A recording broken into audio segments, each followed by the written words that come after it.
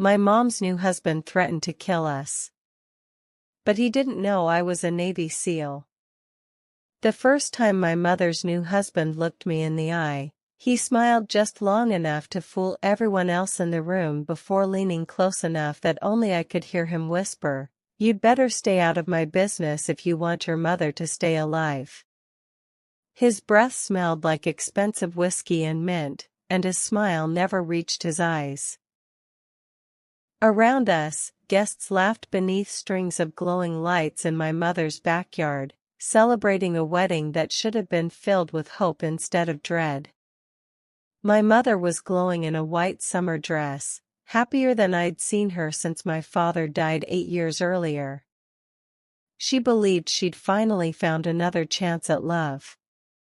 I wanted to believe it too. But the man she had just married, Richard Cross, set off every survival instinct I'd spent years sharpening. I couldn't explain it to anyone without sounding paranoid.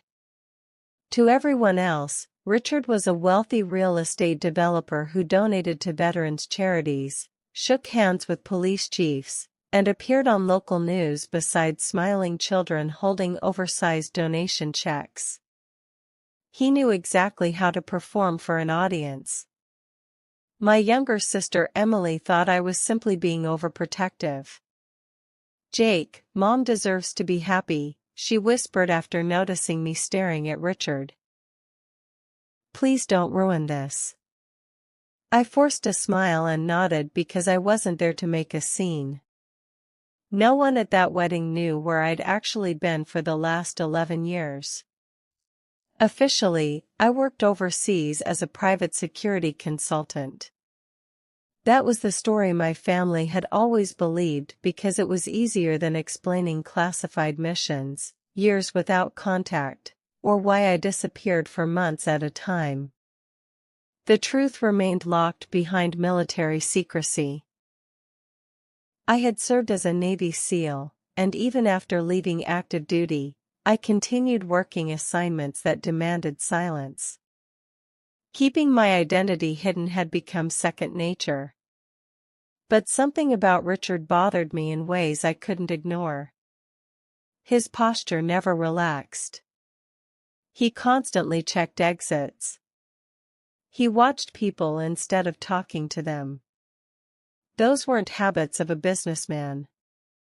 Those were habits of someone expecting violence. Then I noticed a fresh bruise hidden beneath my mother's bracelet when she reached for a champagne glass. She quickly pulled her sleeve down after catching me looking. My stomach tightened.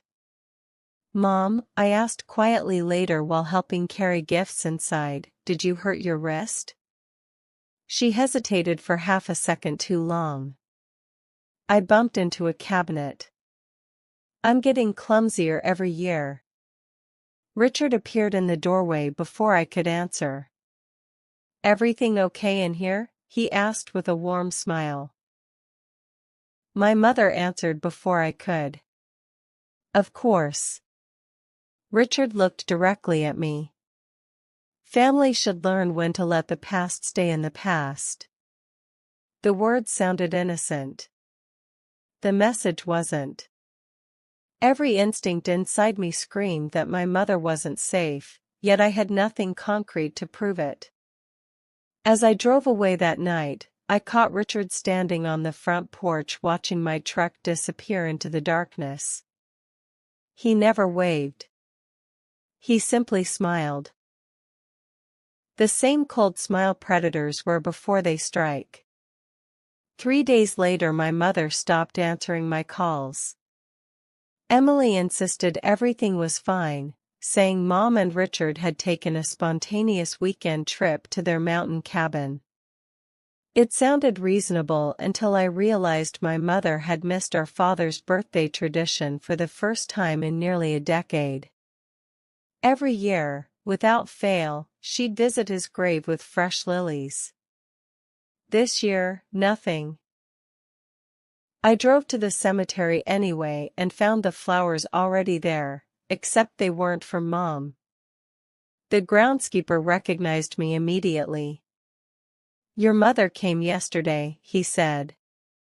She looked upset. The gentleman with her kept rushing her. My pulse quickened. Did they leave together?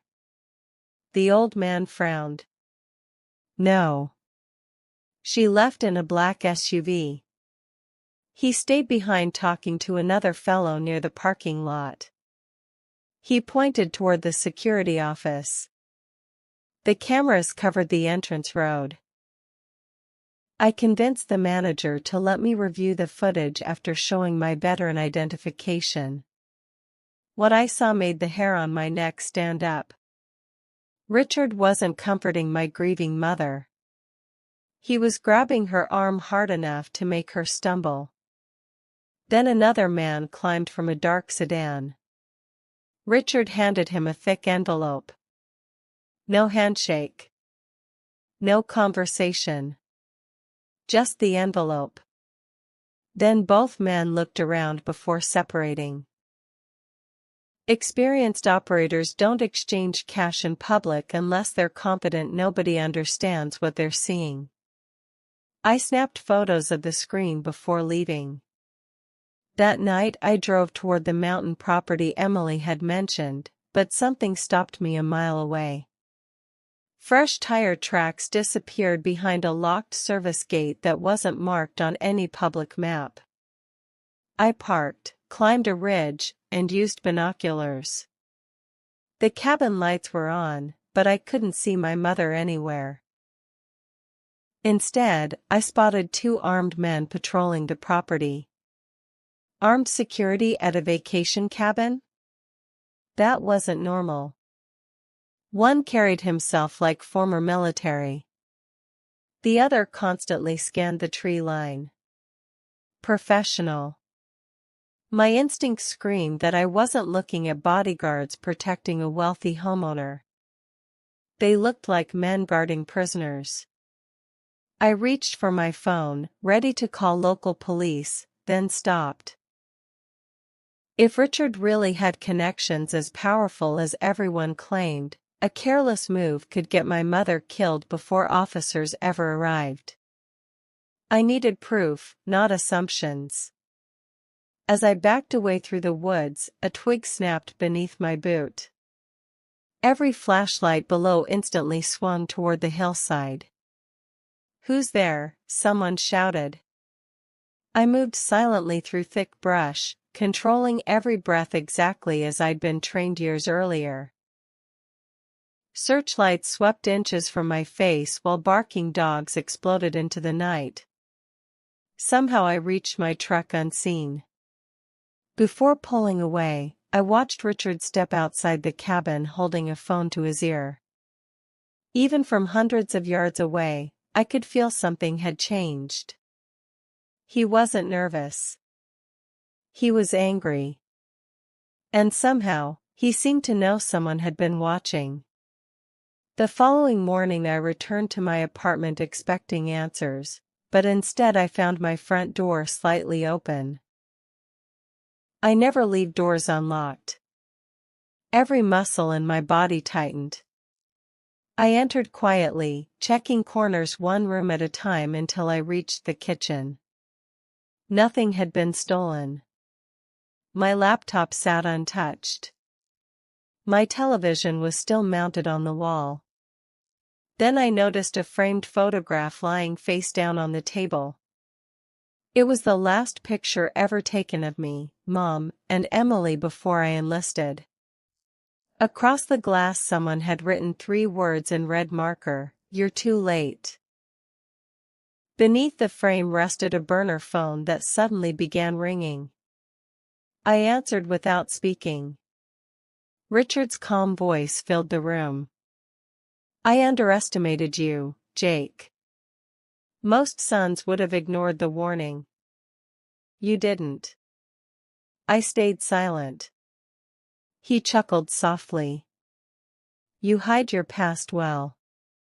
Private security consultant, that's a nice story. But stories have holes." My heartbeat slowed instead of racing. He knew something. Just not everything. If you come near my wife again, he continued, I'll bury both of you where nobody will ever find the bodies. A terrified sob echoed faintly in the background before the line went dead. It was my mother's voice. Seconds later another message arrived on the burner phone, a live photo of Mom tied to a chair inside a room I didn't recognize, with tomorrow's newspaper placed on her lap to prove she was still alive. At the bottom of the image, Richard had typed a final sentence that made even a veteran of countless combat missions feel ice run through his veins. Bring every secret you've been hiding, because I already know exactly who you are. I stared at the photo until the screen dimmed in my hand. Richard hadn't just kidnapped my mother, he'd sent me a message that only someone with serious resources could have written. I already know exactly who you are. Those words echoed louder than any gunshot I'd ever heard.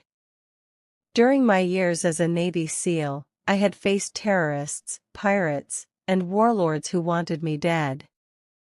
None of them had managed to uncover my real identity. My military records were sealed, my missions classified, and even most members of my own family believed I had spent the last decade guarding cargo ships overseas. If Richard truly knew the truth, then this wasn't simply a violent husband terrorizing his wife. This was someone with connections reaching far beyond local politics. I immediately pulled the battery from the burner phone, placed it inside a metal container to block tracking, and swept my apartment for surveillance devices. Hidden beneath my coffee table, I found a tiny microphone no larger than a shirt button. Another one was tucked behind my bedroom smoke detector. Richard hadn't just threatened me. He'd been listening. The realization sent a cold wave through my body. He knew my routines, my conversations, maybe even my plans before I made them. But the biggest mistake predators make is believing fear paralyzes trained hunters. Fear sharpens them. I grabbed an old backpack from the closet containing equipment I'd promised myself I'd never need again. Inside were encrypted radios, night optics, medical supplies, and a locked metal case holding documents from my military years. I wasn't preparing for revenge. I was preparing to bring my mother home alive. Before making another move, I drove to a quiet marina where an old friend repaired fishing boats. To everyone else, Marcus Hill was just another retired mechanic with aching knees and grease-stained hands. To me, he had once been my sniper during some of the most dangerous operations of my life. We hadn't spoken in nearly 3 years. The moment he saw my face, he didn't ask how I'd been. He simply looked at my expression and said, "Who needs saving?" 10 minutes later we were sitting inside his workshop with every power tool running to drown out microphones. I slid Richard's photograph across the table. Marcus studied it for several seconds before his expression changed. "You're in deeper trouble than you realize," he muttered. He opened a secure laptop disconnected from the internet and compared Richard's face against an old intelligence archive. Then he froze. "His real name isn't Richard Cross." My pulse jumped. Marcus turned the screen toward me. This man was investigated years ago for moving illegal weapons through shell companies. Every witness either disappeared or suddenly changed their testimony. The case collapsed before trial. I leaned closer. "Who protected him?" Marcus slowly shook his head. "Nobody knows.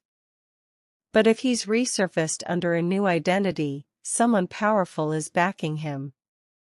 Before I could answer, the workshop lights flickered. Marcus quietly reached beneath the table and retrieved a pistol. A black SUV rolled past the garage entrance, then another, then a third. None of them had license plates. The engines shut off at the same time. Doors opened together. Boots hit pavement. Marcus looked at me with the same calm expression he'd worn before firefights overseas. "Looks like they found us." Without another word, he pressed a hidden switch beneath the workbench. A steel security door slammed over the front entrance just as the first bullet shattered the garage windows. Glass exploded across the room while suppressed gunfire punched holes through the walls. Whoever Richard had sent wasn't trying to scare us, they were trying to erase us. Marcus tossed me a spare handgun as we moved through the workshop with practiced precision, communicating without words the way we had years before. We slipped through a concealed maintenance tunnel beneath the building just as explosions rocked the garage above us. Flames burst through the ceiling behind us, filling the tunnel with smoke. By the time we emerged near the docks, the entire workshop was burning. Firefighters hadn't even arrived yet, but 3 black SUVs were already speeding away, disappearing into afternoon traffic as though nothing had happened. Marcus stared at the inferno before quietly saying, "That wasn't about killing us. That was about destroying evidence." My phone vibrated. Unknown number. Against my better judgment, I answered. This time Richard didn't sound amused. He sounded confident. "You're making this harder than it needs to be, Jake. Every hour you stay alive, another member of your family suffers." A woman's terrified scream echoed through the speaker. It wasn't my mother. It was Emily. Then the line disconnected. My blood ran cold. My mother hadn't been Richard's only hostage. My little sister had just become part of his game, and for the first time since this nightmare began, I realized Richard wasn't running from me anymore. He was luring me into a trap he had been planning long before he married my mother.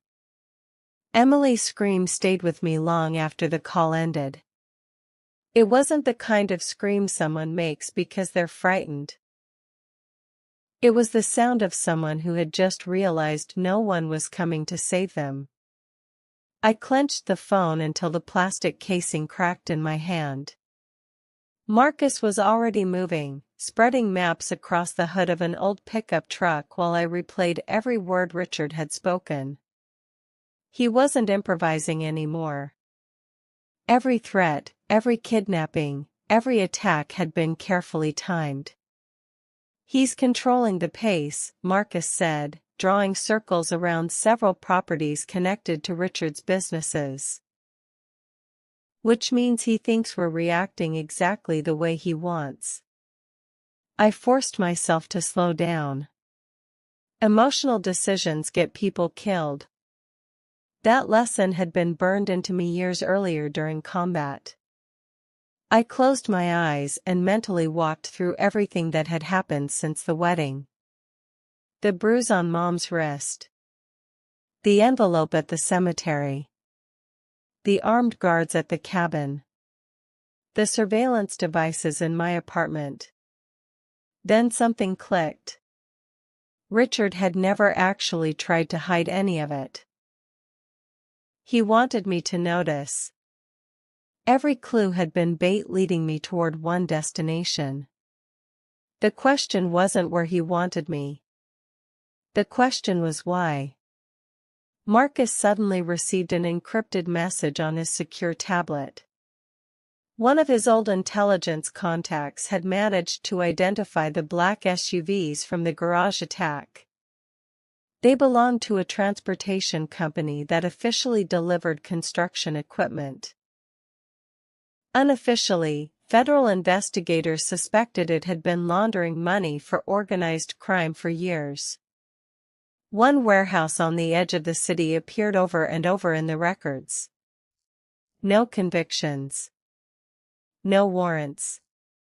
Just a long trail of dead ends. Marcus looked at me. If I were holding hostages, that's where I'd do it. Before we could leave, another notification appeared on the screen. This one made both of us go silent. A federal arrest warrant had just been issued, for me. For several seconds neither of us spoke. My own photograph filled the screen beneath the words armed and dangerous. According to the warrant, I had murdered 2 security guards during the explosion at Marcus's workshop and fled the scene before police arrived. Every accusation was a lie, but the damage was immediate. My face would already be reaching every patrol car, highway checkpoint, and television station in the state. Richard hadn't just kidnapped my family. He had turned law enforcement against me. He's cleaning the board, Marcus muttered. Now if anyone sees you, they'll call the police before asking questions. My phone buzzed again, this time from an unknown video link. I opened it cautiously. The live feed showed Emily sitting on a concrete floor with her hands zip-tied behind her back. Tears streaked down her face, but she was trying hard not to cry. My mother sat beside her, bruised but alive. Richard slowly walked into the frame wearing an expensive navy suit as though he were attending a business meeting instead of committing multiple felonies. He smiled into the camera. Jake, if you're watching this, congratulations. You've become America's newest cop killer. He knelt beside my mother and gently brushed hair away from her face with a fake tenderness that made my stomach turn. You know what the beautiful thing about reputation is? Once people believe a story, facts don't matter anymore. My mother suddenly looked directly into the camera. Her eyes widened for just a fraction of a second before shifting toward an old red fire extinguisher mounted on the wall behind Richard. Then she looked back at me. It was subtle. Almost invisible. But I knew my mother. She wasn't frightened in that moment. She was communicating. There was something important about that extinguisher, or what was beside it. The video cut off before I could study it further. Marcus immediately froze the final frame on his laptop. We zoomed in until the image became grainy. At first all I saw was peeling concrete and rusted pipes. Then I noticed faded white lettering painted across a steel support beam. Most of it had worn away over the years, but 3 characters remained visible: B-17. Marcus's eyes widened. That's not a warehouse marking, he whispered. That's an underground dock designation from the old naval freight terminal. The terminal had been abandoned nearly 20 years earlier after a new port opened farther south. Thousands of tunnels, storage rooms, and loading bays still existed beneath the property, most forgotten by the public. It was the perfect place to hide people, or disappear them forever.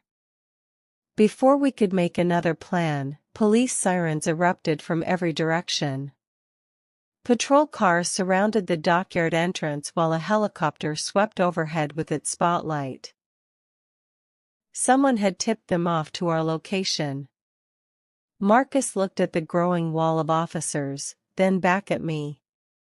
Richard just forced your hand, he said quietly. If you surrender, your family dies. If you run, the entire country will believe you're exactly the monster he created.